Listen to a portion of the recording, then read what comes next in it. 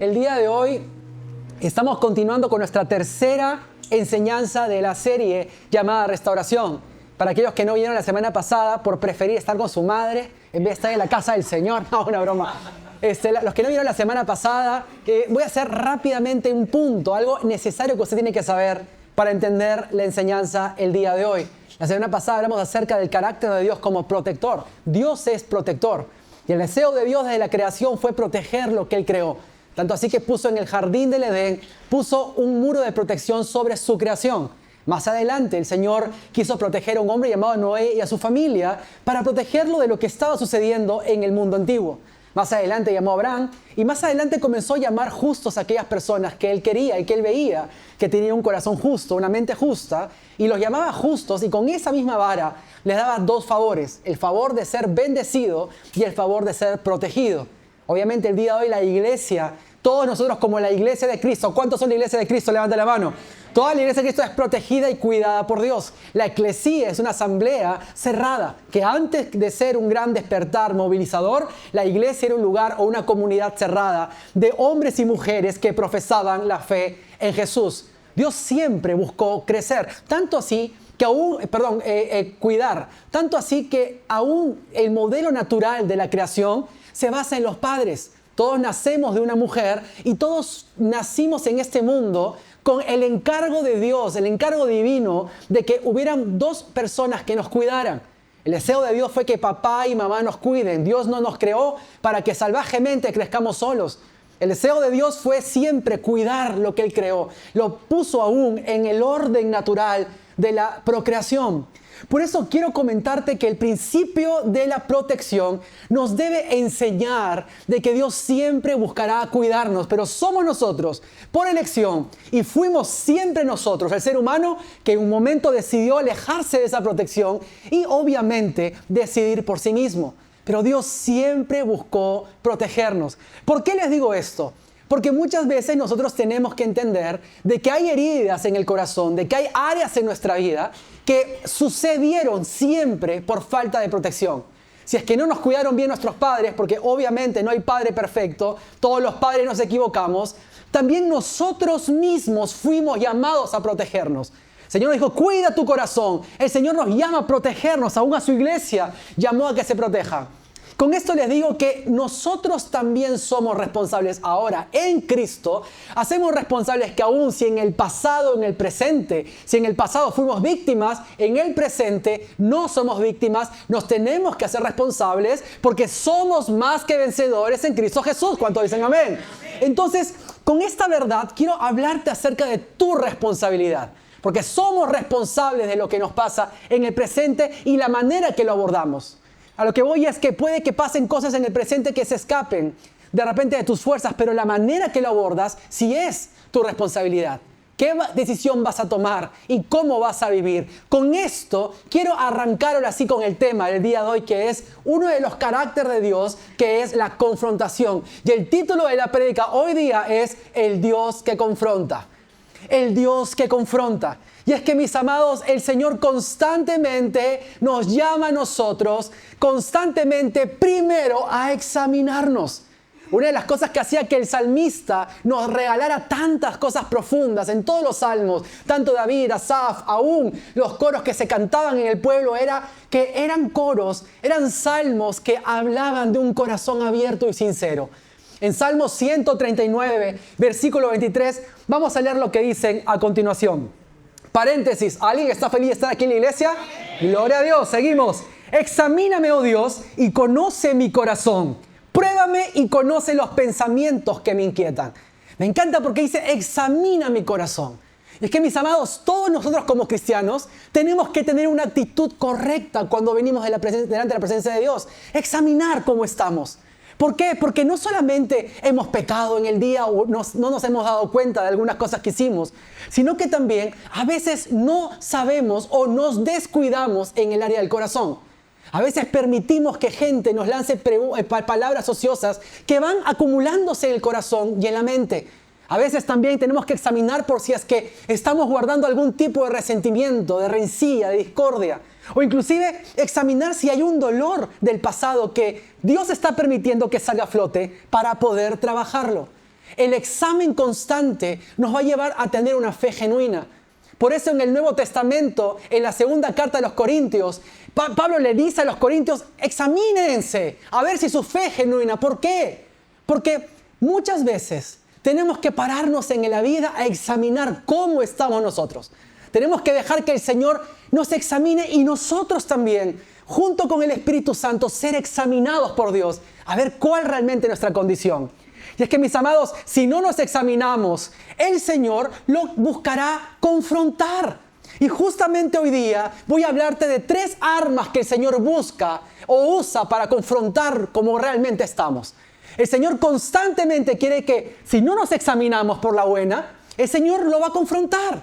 La pregunta es, ¿cómo lo hace? Pues hoy día voy a hablarte con la palabra algunos ejemplos, que son 3 fundamentalmente. ¿Amén o no amén? Perfecto. Primer punto, el Señor nos confronta por medio de su palabra.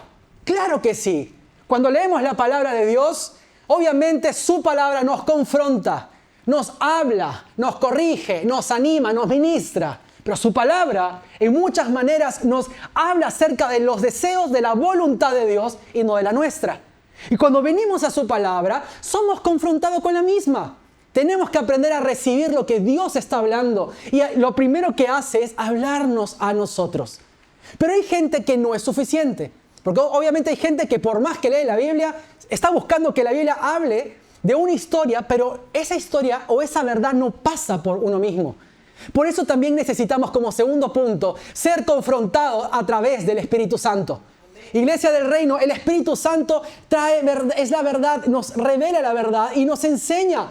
Por eso, muchas veces, cuando leemos la palabra de Dios, el Espíritu Santo va a poner inquietud.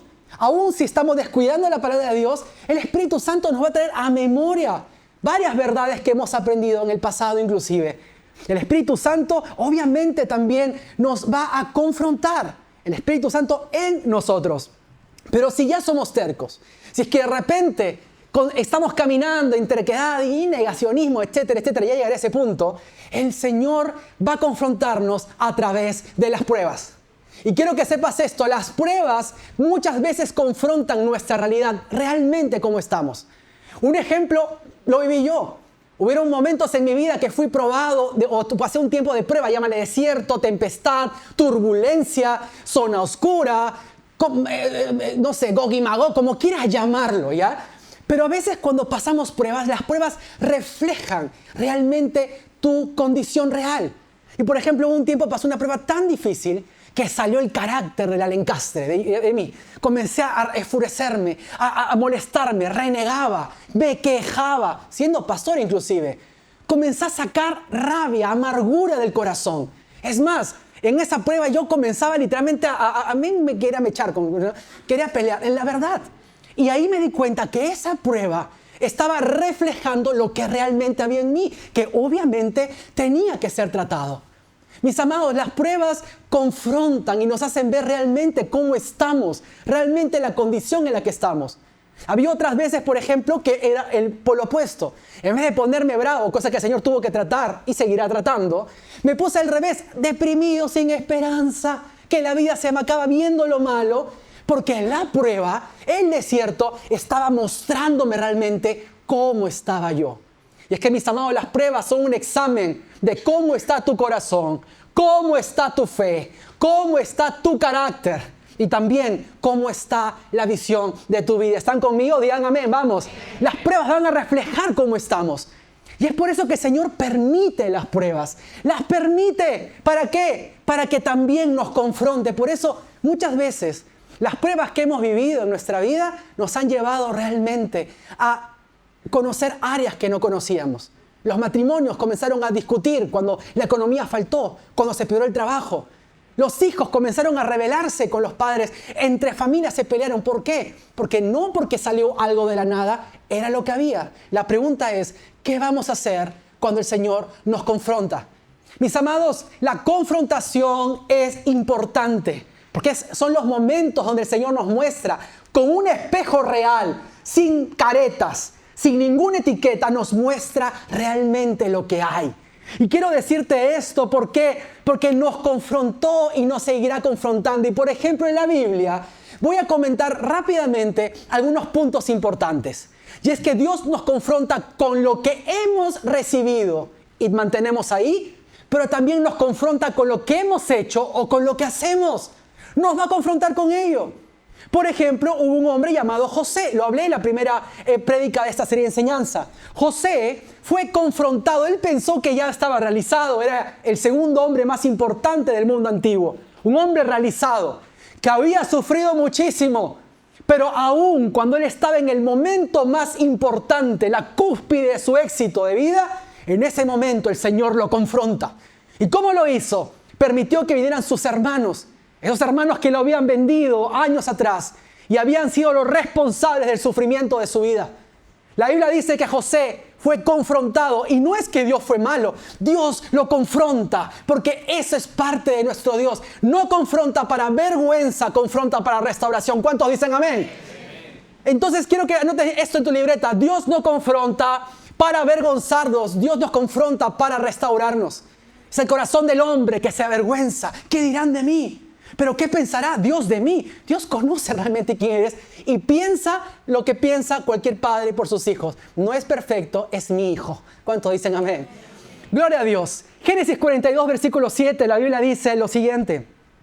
José reconoció a sus hermanos enseguida, pero fingió no conocerlos y les habló con dureza. ¿Ustedes de dónde vienen?, les preguntó. De la tierra de Canaán, contestaron. Venimos a comprar alimento. Amada iglesia del reino, José hizo lo que muchos hacemos cuando somos confrontados. Evitamos, simplemente fingimos que las heridas no son reales, que el dolor del corazón no es. Y eso es algo muy común en la iglesia. Fingimos. Ahora, gracias a Dios, José pasó su proceso. Claro que lo hizo, porque es más, si estudiamos toda su historia, esta primera confrontación desató un desorden, un desbande de emociones alucinante. Porque primero se molesta, se venga, llora, grita de dolor, gime de dolor, luego se serena, luego trata de hacer como si no le pasaba nada, luego se venga de su hermana, les pega, les manda a golpear. Date cuenta. Es una explosión de sentimientos encontrados. ¿Por qué? Porque Dios había confrontado la herida en su corazón, no para avergonzar, sino para, no los escucho, para restaurar, gloria a Dios. Pero vamos también que nos confrontará con lo que hemos hecho mal, con nuestro pecado. Claro que lo hace, porque la restauración no solamente se centra en heridas emocionales que nos hicieron, en traumas que retenemos, sino también se centra en cosas que hemos hecho, que quizás están jalando culpa. O seguimos condenándonos por puertas que abrimos. Quizás rompimos pactos. Quizás hicimos daño a personas. Quizás nos hicimos daño, sobre todo a nosotros mismos. Y es por eso que está la segunda confrontación de David. Dios habla con un profeta llamado Natán, que va a confrontar a David. Y lo confronta de una manera olímpica. ¿Qué es lo que había hecho David? David había sido el autor intelectual del asesinato de un hombre llamado Urías. Este hombre tiene una esposa hermosa, así como mi esposa, hermosa, ¿ya? Y lo que hace David es, al verla desnuda, la desea, y lo que hace es, crea un plan para que Urías vaya delante del ejército, o sea, muerte segura, sin experiencia quizás. Y en ese momento él toma a esa mujer. Y viene Natán a confrontar a David y lo hace de una manera olímpica, le da una especie de ejemplo, o le pone un caso, una casuística. Y le dice, rey, ¿qué haría usted si un hombre, teniendo muchas ovejas, tenía mucho ganado, le quita y le roba? Estoy parafraseando, estoy en un resumen de la historia. Le quita la única oveja a un hombre que solamente tenía una y se la roba, teniendo él tantas ovejitas, tantos ganados. ¿Qué es lo que harías? Ese hombre debe pagar. Y David se molesta. Y lo que le dice Natán es lo siguiente: tú eres ese hombre. El Señor de Israel dice, yo te ungí rey de Israel y te libré del poder de Saúl. Te di la casa de tu amo, sus esposas y los reinos de Israel y de Judá. Y si eso no hubiera sido suficiente, te habría dado más, mucho más. ¿Por qué entonces despreciaste la palabra del Señor?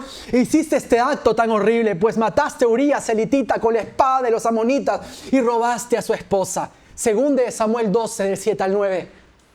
Es confrontado en ese momento con su pecado, con su error, con el más grande de su vida. Un hombre que tenía el corazón conforme al de Dios. Y es que, mis amados, lo que estos dos hombres decidieron después de la confrontación realmente de su decisión dependería su futuro. Escúchame bien. Ellos tomaron la decisión correcta. Pero si no lo hubieran hecho, yo les aseguro que no terminarían la historia de su vida de la manera que la terminaron. Porque tanto José como David decidieron el camino correcto. Y es que la confrontación siempre va a existir. Dios siempre va a confrontarnos con las heridas, con lo que nos hicieron y con lo que hicimos. Siempre, siempre. Porque Dios es un Dios de confrontación. Pero, escúchame bien, la decisión está en nosotros. ¿Qué actitud tomamos? Y es que la confrontación tiene dos caminos. Uno, el quebranto. Repite conmigo, quebranto. 1, 2, 3. Y el segundo, endurecimiento de corazón. No repitan eso. Vamos a rechazar esa palabra en el nombre de Jesús. Amén. El endurecimiento. Hay dos caminos. El primer camino es el camino correcto y es el camino por la que David y José pasaron. A José le costó un poco más. A José le costó bastante más. Pero al final decidió el quebranto y del quebranto vino la restauración. Pero hubieron hombres que no fueron quebrantados, que tomaron la decisión de endurecer su corazón y cuando lo endurecieron, en ese momento se apartaron de la voluntad de Dios, eligiendo un camino por el cual Dios no podía participar. ¿Por qué? Porque el corazón endurecido está rechazando a Dios. Dios ama al humilde, rechaza al altivo de corazón, al orgulloso. Y el endurecimiento es cuando ponemos una barrera en el corazón y le estamos diciendo a un Dios protector, restaurador, por aquí no.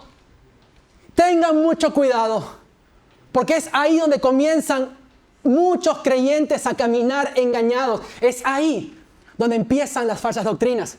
Es ahí donde empiezan los creyentes que comienzan a tomar verdades de Dios y manipularlas. Tengan mucho cuidado. Por eso, primer punto, examinarnos constantemente. Segundo punto, cuando el Señor nos confronta, quebrántate. Elige el quebranto. Y aquí voy a hablar un poco más de esto. Porque hubieron hombres, por ejemplo, que no se quebrantaron. Un ejemplo claro de esto es un hombre llamado Saúl, que fue un rey, que fue igual de confrontado como lo fue David a través de un profeta, Samuel. La Biblia dice que Samuel confronta a Saúl. Y Saúl, lo que hizo, endureció su corazón. Se ensimismó. Buscó excusas, buscó responsables. Y es por eso que el Señor le quitó su favor a Saúl y se lo dio a David. Pero hubieron hombres también que también endurecieron su corazón ante las cosas que recibieron. Y este hombre fue Absalón. Absalón fue el hijo de David, un hombre que estaba creciendo sanamente hasta que vio una injusticia. Uno de sus hermanos abusó de su hermana y vio que el padre no impartió justicia correctamente. Pero ¿cuál fue el problema de Absalón? El problema de Absalón no fue que él no hizo nada, sino que no habló.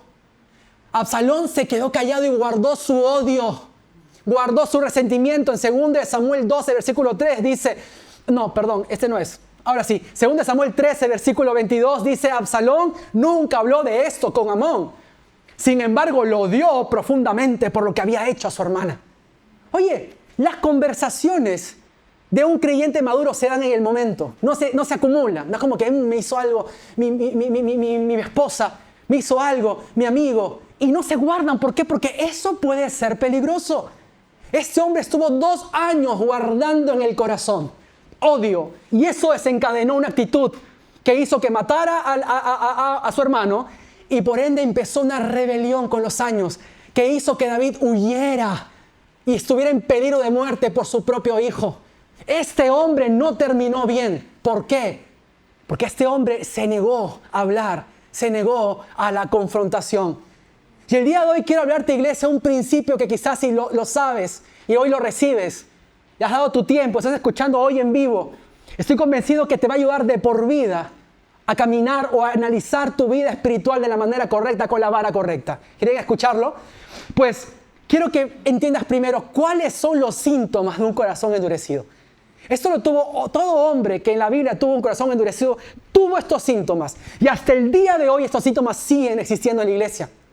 Hace 3 semanas escuchaba un podcast de unos pastores que hablaban acerca de este punto, no de los puntos que estoy desarrollando, sino que hablaban también acerca de cómo en la iglesia el día de hoy hay muchas personas que viven con el corazón endurecido.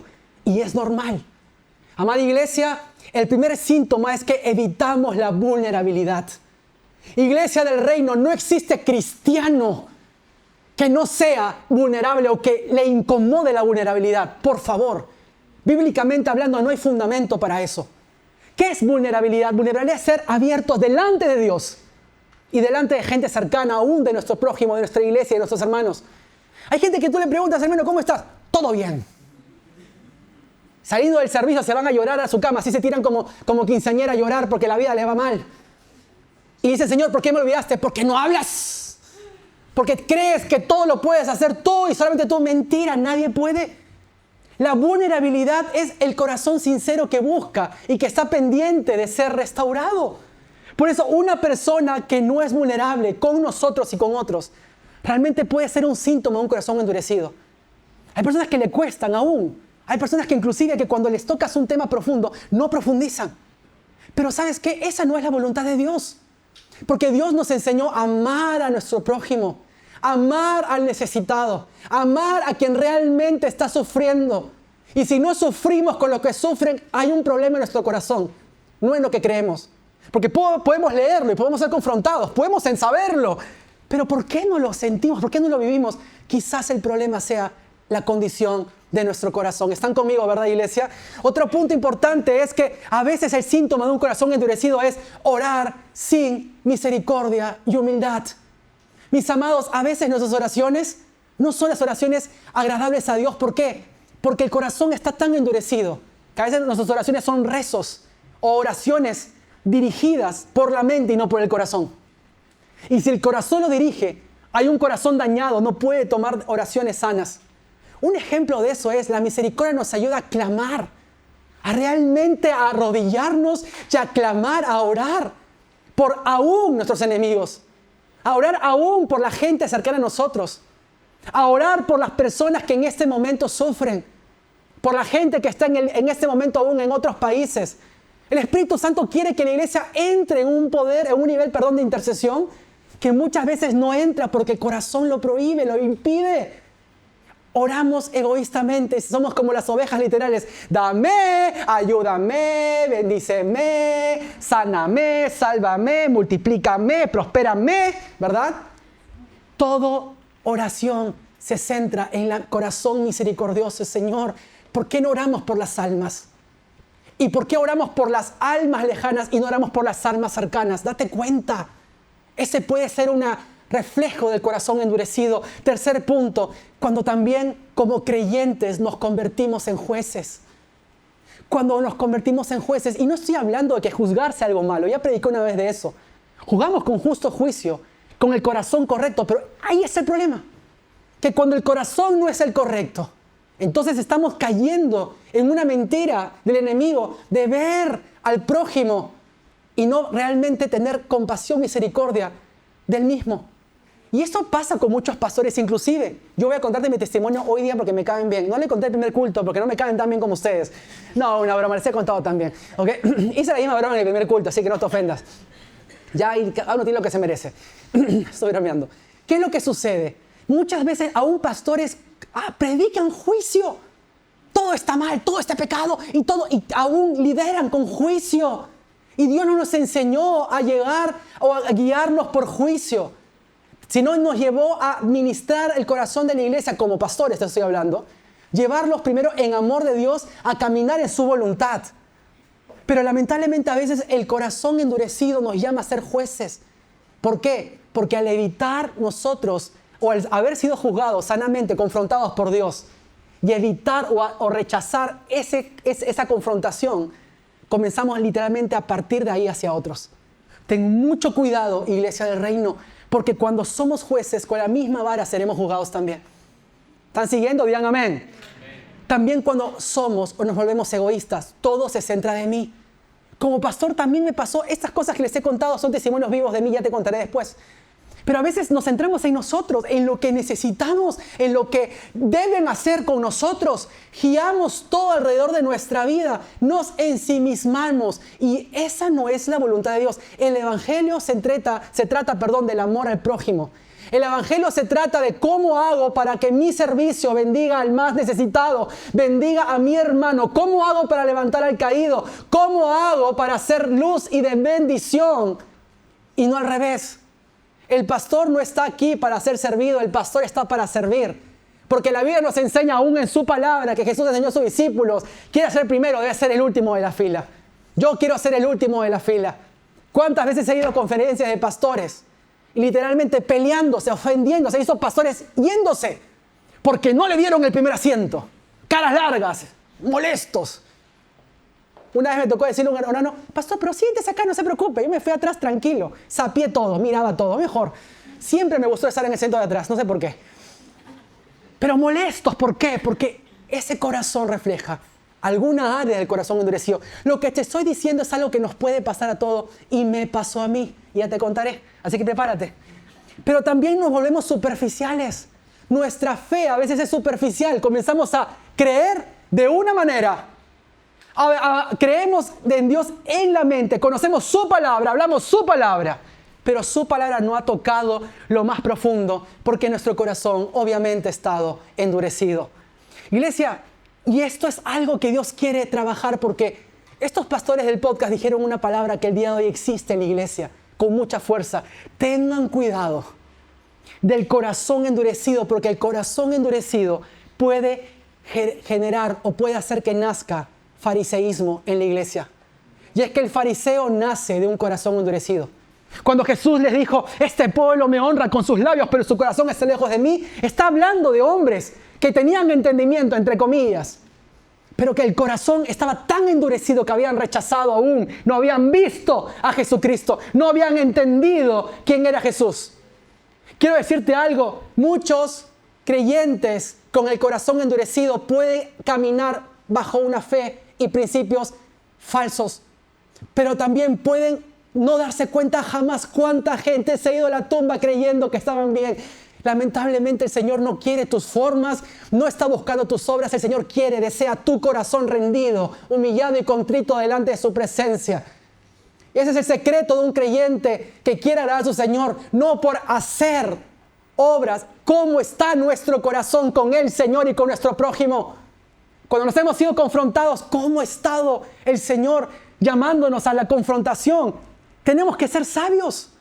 No es que el Señor nos confronta para humillarnos y para avergonzarnos. Él quiere que nos humillemos para restaurarnos, no para avergonzarnos. ¿Cuántos dicen amén? Personalmente, en los meses de este año, yo en febrero, enero, me tomé vacaciones justamente por esto.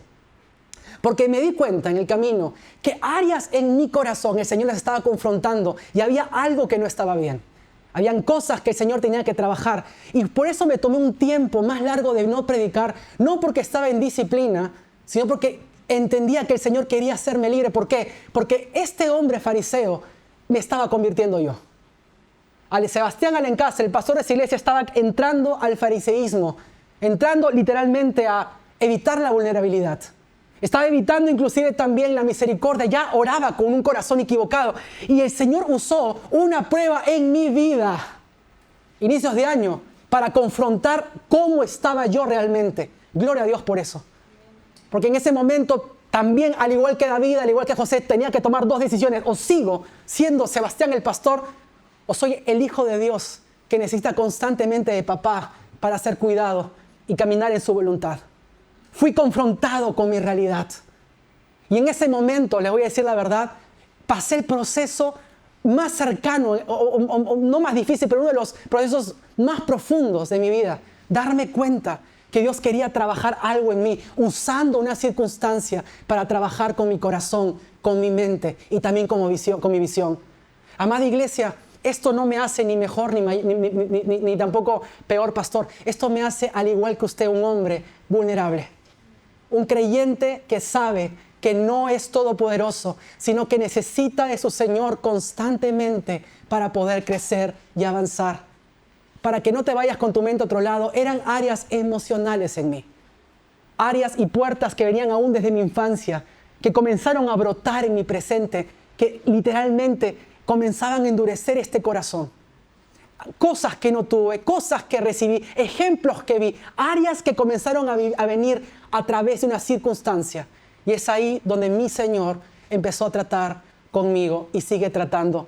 Mis amados hermanos, quizás el día de hoy el testimonio de su pastor sea un ejemplo de que todos nosotros, aun si el pastor siendo pastor pasa por este proceso de ser confrontado, nosotros también, ustedes también lo van a hacer. Todo creyente lo va a hacer, pero como dice su palabra, cuando oigan hoy su voz, no endurezcan su corazón. La chamba está en nosotros. La confrontación está en el Señor. La responsabilidad está en nosotros. ¿Cuántos dicen amén? Mis amados, ¿cuál es el peligro de negarnos a ser restaurados? Y es una buena palabra para cada uno de nosotros, porque este peligro existe hoy en la iglesia también. Y el primer punto es el estancamiento. No puedes crecer con un corazón endurecido. No vas a crecer con un corazón endurecido. Jamás. Te vas a estancar. Por ejemplo, Saúl fue un rey estancado. Él ya no buscó crecer. La Biblia dice que David seguía hacia adelante. Saúl no buscó crecer. Saúl se estancó y buscó permanecer. Permanecer en el nivel que estaba. Muchos creyentes están no creciendo, están luchando para no decrecer. Y esa no es la voluntad de Dios. Un creyente va hacia adelante. Un creyente que sigue con el corazón endurecido, no ha sido quebrantado, no busca ser vulnerable delante del Señor. Lamentablemente se estanca, o sea, va a luchar, va a hacer todo para no decrecer, para mantener una posición. Y ese no es el deseo de Dios. Esa es la mediocridad espiritual más grande del creyente, pelear por permanecer. Lamentablemente la Biblia dice una gran verdad: o eres frío o eres caliente, no hay punto gris. En el medio no está el creyente, o avanzas o caes. Y estar luchando para permanecer con tus fuerzas solamente está demostrando que estás cayendo, pero estás evitándolo en tus fuerzas. Dios te quiere sacar de ahí, pero para hacerlo necesita que te humilles y le digamos, como le dijo este hombre en Bethesda, al Señor sinceramente: Señor, estoy aquí hace tiempo y necesito meterme. Necesito entrar. El Señor no lo sanó en el estanque. El Señor lo sanó directamente a Él. Sal de ahí en el nombre de Jesús. ¿Cuántos dicen amén? Segundo punto, tengan cuidado. Con eso estoy terminando ya. De las raíces de amargura. Y esto es tremendamente tóxico en la iglesia y también en las familias inclusive. Raíz de amargura. Por eso en Hebreos 12, versículo 15... hay una gran advertencia aquí que dice lo siguiente: cuídense unos a otros para que ninguno de ustedes deje de recibir la gracia de Dios. Ok, mira, date cuenta. Para que ninguno de ustedes, le está hablando a la iglesia, deje de recibir la gracia de Dios. Tengan cuidado de que no brote ninguna raíz venenosa de amargura, la cual los trastorna a ustedes y envenena a muchos. Iglesia del Reino, la raíz de amargura es una de las raíces más tóxicas y peligrosas. ¿Por qué? Porque son personas que al tener el corazón endurecido, ese corazón comienza a brotar. Y es por eso que vemos inclusive personas que amargadas paran. Todo lo ven mal. ¿Por qué? Porque están con el corazón endurecido. Y la raíz de amargura amarga a otras personas. Por eso yo veo inclusive, y yo cuando era pastor de adolescentes, veía un chico que venía siempre llorando. Mi mamá que se levanta y grita y está así y para molesta todo el rato, para molesta. Yo le decía, ¿qué fue, mano? ¿Por qué? Esta mujer estaba amargada porque todavía seguía en el corazón reteniendo al padre de ese niño que la había abandonado. Fue víctima, pero tenía que ser responsable. Madurar nos enseña a sernos responsables. Ok, ya está, pues ya me abandonó este hombre. Pero a partir de ahora no puedo intoxicar a mi hijo de esta amargura. Hay gente amarga que aún no solamente amarga con carácter fuerte, sino con palabras negativas. No vas a lograrlo, no. ¿Qué? Sí, se te ve bien. Sí, claro. ¿Qué pasó? ¿Por qué me miras así? Se te ve bien, pero... Y comienzan a lanzar cosas tóxicas. Gente que trae murmuración y todo crítica. Tengan cuidado. Puede ser una raíz de amargura. Y por eso el Señor acá deja claro algo muy importante. Tengan cuidado de que no brote esa raíz. Porque una persona amarga va a amargar a otras personas. Y es como un veneno que va a empezar a apartar a la iglesia de vivir en la gracia de Dios. ¿Están siguiendo o no? Tengan cuidado. Permanecer con el corazón endurecido es literalmente tener un corazón quizás que nos lleve a la amargura. Y tengan cuidado de eso. Tercer punto. ¿Están conmigo? Díganme, lo veo serio, están así. ¿Están felices de estar acá? ¿Cuántos están felices, iglesia? Díganme, vamos. Aplaudan al Señor, sí, espera. Pero también el tercer punto es el sesgo. Ya se ve el tiempo. Estamos sesgados. Y la ceguera espiritual es un peligro enorme en el pueblo de Dios porque ya no ven con ojos correctos la vida. Vivimos en el Espíritu, nuestras armas son espirituales, nuestros dones son del Espíritu por el amor de Dios. Cuando vivimos cegados, no podemos vivir una vida espiritual sana. Y si no vemos con ojos espirituales, lo vamos a ver de la manera carnal. Ten mucho cuidado. El corazón endurecido es como un sesgo que lamentablemente empieza a ver lo malo en otros y evitar pasar por nosotros. También es un sesgo que hace ver las cosas mal. Cuando pasamos por tiempos difíciles, la gente cegada no ve, no discierne lo que Dios está haciendo, sino empezamos a ver solamente lo malo. Yo he estado cegado muchas veces en mi vida, a raíz de partes de mi corazón en áreas que están endurecidas. Y unas cosas de las que me arrepiento cuando he pasado tiempos de prueba, ¿sabes de qué cosa es? De no haber confiado lo suficiente para disfrutar mi vida en el momento. Porque esos meses que estuve, en pandemia inclusive, desanimado, deprimido, en pruebas difíciles de economía ajustadísimas, dudas del ministerio, son meses que me perdí de pasar tiempos felices con mis hijos. Y el tiempo no te los va a devolver. Porque estaba cegado, ensimismado, sin esperanza. Pero cuando nosotros tenemos un corazón sano, que venga la prueba y yo danzo. Que venga la prueba y yo sé en qué confío. Que vengan los tiempos difíciles, no sé por qué, pero me paro fuerte en mi Señor. Sigo firme en oración. Hay gozo y hay paz que no provienen de mí. El gozo y la paz provienen del Señor. Y ese gozo y paz es suficiente para tener confianza y seguridad de que el Señor está en control. ¿Cuántos dicen amén? Gloria a Dios. Ten mucho cuidado con estar ciego espiritualmente, porque no vas a ver. Jesús, por ejemplo, en un momento estaba cansado yendo en una barca cuando había un montón de personas que lo seguían y querían más. Sebastián Alencastre, como muchos aquí presentes, hubieran dicho, qué espesos esas personas. Déjenlo en paz. Ya he estado predicando mucho, he estado con ustedes. Déjenlo dormir un ratito. Eso vemos los ojos naturales. Pero el Señor tuvo una visión distinta, que la Biblia lo recalca, que los vio y eran como ovejas sin pastor. Mientras la gente veía multitudes de personas fastidiando, Jesús veía ovejas sin pastor y tuvo compasión de ellas. Y se conmovió de ellas. Porque sus ojos espirituales, obviamente Jesucristo, había visto algo que nadie más en ese momento veía. Y eso es visión espiritual. Una persona que tiene visión espiritual, aún en las pruebas, sabe, ok, está pasando por algo. ¿Verdad? Pasa por uno mismo antes que al prójimo. No andamos viendo qué cosa el Señor me va a hablar para hablarle a Pablo, sino qué es lo que Dios me va a hablar a mí. Ese es el corazón correcto. Y último punto, un corazón endurecido también existe.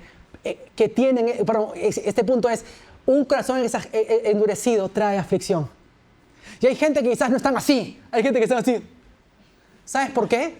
Porque también hay otro opuesto. Hay gente que todos lo ven martirio, son mártires, creen que son parte de la Biblia, que va a escribir su nombre en una Biblia, no sé, en el futuro, ¿verdad? Que son mártires sufriendo. Y yo veo en la Biblia hombres que sufrieron, pero con gozo, ¿verdad? Valientes, firmes, amando al Señor, dando su vida. Yo no veo víctimas, pero lamentablemente hay personas que paran en aflicción. ¿Cómo estás, hermana? Ay, con Satanás me está zarandeando. Y después de hablarte de todo lo que está haciendo Satanás con ella, porque soy la guerrera de Dios. De guerrera no tiene nada. De guerrera no le veo nada, hermana.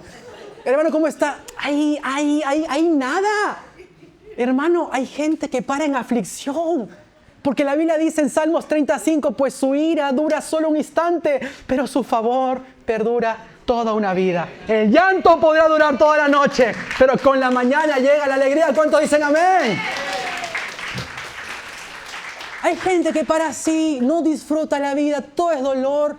Tengan mucho cuidado porque el corazón endurecido también se disfraza de victimismo exagerado, de orfandad exagerada. Todo lo ven mal, todo lo ofenden. Entonces, me miró mal, ¿no?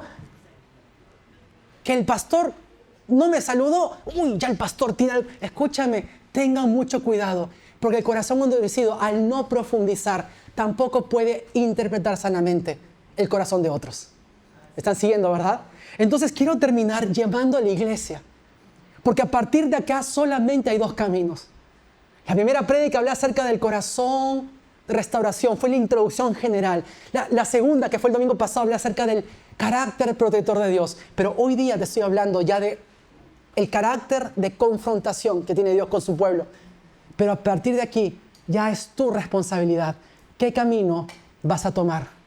O vas a ser una persona, un hombre, una mujer, que va a ser realmente, al ser confrontada, va a ser quebrantado, va a humillarse delante de Dios, buscando que el Señor realmente rompa todo estereotipo mental, emocional, toda visión equivocada para que se haga su voluntad.